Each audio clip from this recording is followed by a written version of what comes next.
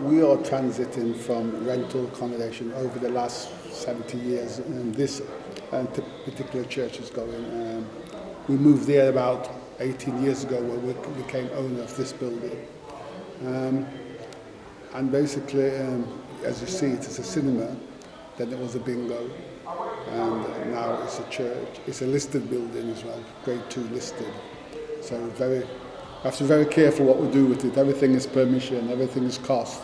As you're maybe looking around and see the roof of leaks and stuff, so no, we're trying to fix that up, but it's very costly.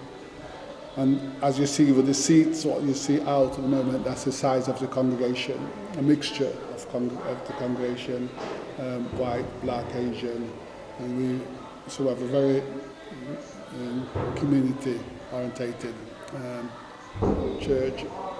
And again, age-wise, from young right up to beyond pension, so we've got a mixture there as well. And that's a diversity of the church. I've been pastoring now.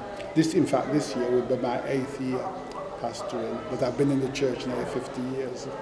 But I became pastor around 8 years ago, or task. And so basically that's where we are apostolic. Some people would say Pentecostal, but because Pentecostal these days have so much diversity, we call ourselves to make people understand we're apostolic. And why we say apostolic is because we follow exactly what the apostles wrote, and so we are apostolic doctrine. Do we differ a lot from other faiths? Not that much. I always say we differ in small things, but we're minor when we have so much in common with each other. So I like to feel that we can embrace other churches in our worship, which we do. We have different churches sometimes coming and we go to embrace churches. I think if you don't share your faith with the next person, then they won't understand why you believe what you believe and how you come to that point. So it's really just trying to share the faith and also into our community. I don't know if you're reading some of the signs. We've just gone through our conference. We had the knife crime amnesty day, where people brought the weapons in and trying to stop and kill themselves. So if we can save one life, so we do things, and as today and Thursday we do food bank to feed the community. Because again, though the government makes us say something different, our community is starving. People living below the breadline. So we try to fill those gaps. Because we believe as well in filling those gaps, you stop other things happening. Because people commit crime as well for food. So if you can stop that knock-on effect, basically, we believe we're making a difference in the community. I think because a lot of church, Timex used to be the best watch. And they used to say, can never be beaten, and Timex never changed. Now Timex, nobody talks about it, because others has come and surpassed it. So I don't care how great you think you are, you have to look at the time that you're in. And I think there was too stiff-necked. They didn't want to change, the community to change, and they didn't want to change themselves, and so they kept that strict structure of how the church was governed. And because of that, they fade away, because people literally change. I've been in church 50 years, and we've evolved. When I first came into church, if our pastors came back today and see the church, what you doing that for? Why is it? It's a change, And what I said, don't change the gospel, but change the method. We used to go out to street evangelists and go in the marketplace, and we'd have a service in the square. It's not that effective no more. I could talk to the generation on their phones. So I just go on there and I talk to them, because everybody's looking on it and everybody's informational. That's where it's all comes from.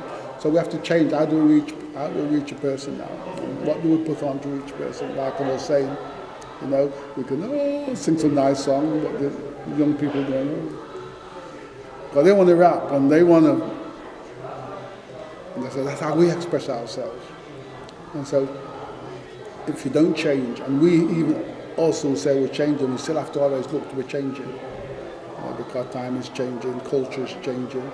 And if we look at the time and change with it, then I believe as a church we can survive, because we have to have another generation behind us. And if we're not, then we're going to die out and no one to take the baton.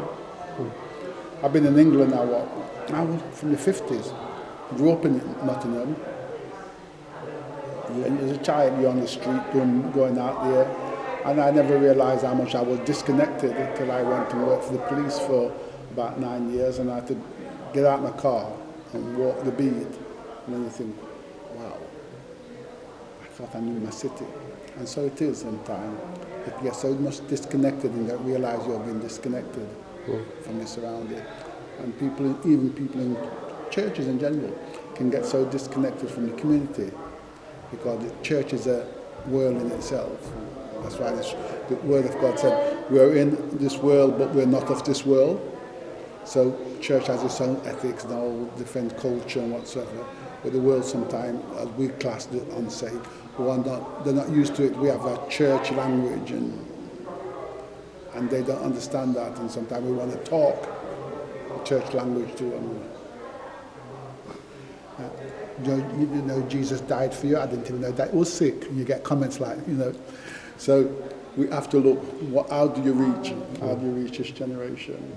And sometimes I think as churches we need to share and come together more often and make the church to be seen to be a more united body. Though we have different beliefs in some of the faith, you know, less than that, we're typical. We are many overrun by mosques, temples rising up everywhere, you know, in our country when we're supposed to be a Christian country. And you wonder why. You know, why is it that the Christian faith is getting suppressed and others is? So those are a couple of my beef. As a pastor, when I look at what's happening in our community, in our country.